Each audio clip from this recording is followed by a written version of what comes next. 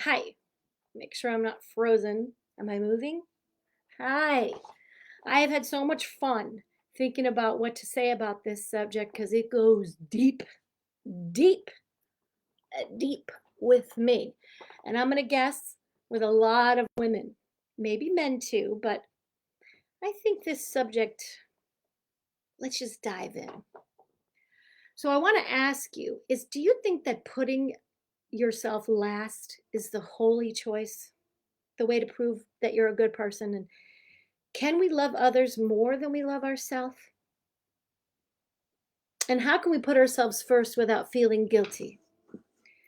When I was a freshman at Fort Wayne Bible College, there was a philosophy that joy came from putting yourself last. There was even a really famous book in the 70s called I Am Third. It was the basis for a real tearjerker movie called Brian's Song. If you need a good cry, watch that movie, but make sure you have some Kleenexes because it is a tearjerker. So I am third means I'm third. And who comes first? How do you spell joy? Joy. Simple. You spell joy and you feel joy by putting first J, Jesus, second O, others, and third Y, you. So now, as a 17-year-old super duper devout Christian and someone who wanted to prove what a good Christian she was, I just believed it. I accepted it. I didn't question it. It made sense to me at the time. But as the years went by, and in my late 20s and early 30s, putting myself last led to me being a full blown passive aggressive, repressed, resentful, people pleasing, codependent doormat. And it wasn't good. It wasn't healthy, and I wasn't happy. Thank God I found this book called Codependent No More by Melody Beattie. I was laughing because I was looking for the book and I realized they gave it away, which is funny, considering that the whole point of the book is to take care of yourself. Anyway, I'm sure the girl needed it who I gave it to. In the beginning of the book, there's a test how to know if you're codependent. And I'm pretty sure I answered yes to every single question. Some of the questions were, do you have a hard time expressing a different opinion? Do you struggle with controlling others and outcomes? Yes. Do you feel that your worth comes from giving and helping? Mm-hmm. Do you have a problem admitting hurt or angry feelings? Mm-hmm.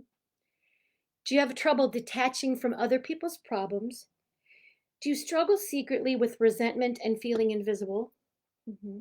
And my all time favorite, attracting people with lots of problems. Now, my solution for these people with a lot of problems was I would date them. Nothing's more fun for a codependent girl than a guy with a lot of problems. Give me a guy with potential, and I was happy. I'm going to get to work because who can unlock that potential? Me. Okay. So once I realized I was codependent, what's the solution? What's the cure? How can we stop being codependent? Number one, put my needs first. Put your needs first. Number two, you don't always have to say yes. And number three, stop caring so much what other people think.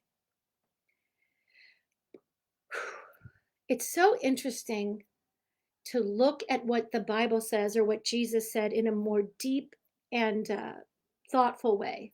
Because all my life I've heard, love your neighbor, love your brother, even love your enemies. But as I looked, I was reading that verse and it's love your neighbor. That's all you hear. That's the main focus is love your neighbor. And the entire, it's not love your neighbor, period, end of sentence. It's love your neighbor. Maybe some of you hear the rest of it in your head. Love your neighbor as you love yourself. I mean, right there, the verse says, love your neighbor as you love who? You.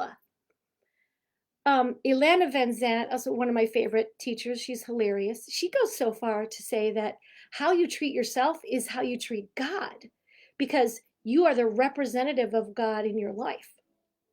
So as I was reading that verse about loving your neighbor as you love yourself, the verse before that Somebody asked Jesus, "Hey, teacher, what's the greatest commandment in all the law?" And Jesus said, the greatest commandment is to love the Lord your God with all your heart, all your soul, and all your mind. So what if loving ourselves, what if we're supposed to love ourselves with all our heart, all our soul, and all our mind? What if that is loving God? And what if that is the greatest commandment? Even if you don't believe in God or a higher power, what on earth could be a greater mandate or purpose of our life than to love, cherish, care for, nurture, feed ourself? And somehow this gets lost in the message of self-sacrifice. It might be the biggest lie told to good religious people who mean well. How can we love others if we don't love ourselves? There's an African proverb, beware the naked man who offers you the shirt off of his back. What comes out of our overflowing cup? I love that metaphor. Fill my cup, Lord, I lift it up, Lord. It's a big Christian metaphor, an overflowing cup. I love it. It's like a fountain. So what overflows from that cup is the excess of what flows from me. That's what I can share with others. What's in the cup is mine. It's for me. A Course in Miracles says when you give to others to the point that you sacrifice yourself, you make others a thief, and that they're taking what you need for yourself.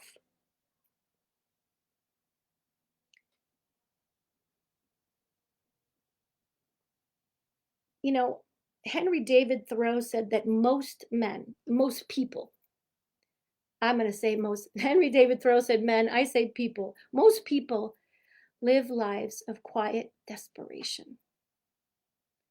That sucks. That's not okay. I don't want to live a life of quiet desperation, and I have spent enough time in quiet desperation. I don't recommend it. It's not fun. How do we get out of a life of quiet desperation? By loving ourselves, caring for ourselves. Put our own pleasure and satisfaction first. The best thing that we can do for everyone else is to take good care of ourselves, to become self-full. There's a reason the flight attendant tells moms to put the oxygen mask on first before they put it on their baby. If we walk around with an empty cup, we have nothing to give. If our cup overflows, everyone around us will be refreshed. Whew. Your life belongs to you. You can give and you can serve and you can make the world a better place. But just consider how much more you have to give if you love yourself first. You deserve your own love and attention. You're worthy of your own care and love. Put yourself first. That's the best thing that you can do for the people that you love. Feel the satisfaction and the happiness from living a life that pleases you. And the people who really love you will be happy for you. If other people tell you you're selfish, just pause and think for a moment. Are they saying I'm selfish because I'm not doing what they want me to do? How does that make me selfish? I think it might mean that they're selfish because this is your life. This is my life. And if I'm satisfied and happy and whole, if my cup runneth over, then you guys can all have something to drink. If I got nothing to give, then what good am I? Then I'm still that people pleaser, codependent, resentful doormat. Yuck. Not healthy, not fun. I don't recommend it. Been there, done that. Don't do it. Okay. So today, think about it. Think about being self-full. Think about what it really means to love your neighbor as you love yourself. Nobody can do it for you. Comes a certain point where you have to be your own mother and father, your own parent, your own best friend. It's kind of like the worst news and the best news, because guess who you're always with? You. 24 hours a day, 7 days a week. And if you're happy, if you're happy, then you're fun to hang out with. There are times I love hanging out with myself, and there are times I can't stand hanging out with myself. Those are the times when I really need the most love and attention. Okay. Woo, this subject gets me really fired up. I am an ex-people pleasing codependent doormat, and I am learning how to put myself first. And I try to teach my kids how to put themselves first. When they love themselves, they love me because I made them. All right. Love yourself today. Put yourself first. Put yourself the very first thing on your to-do list, no matter how long it is. Number one, you. Do it.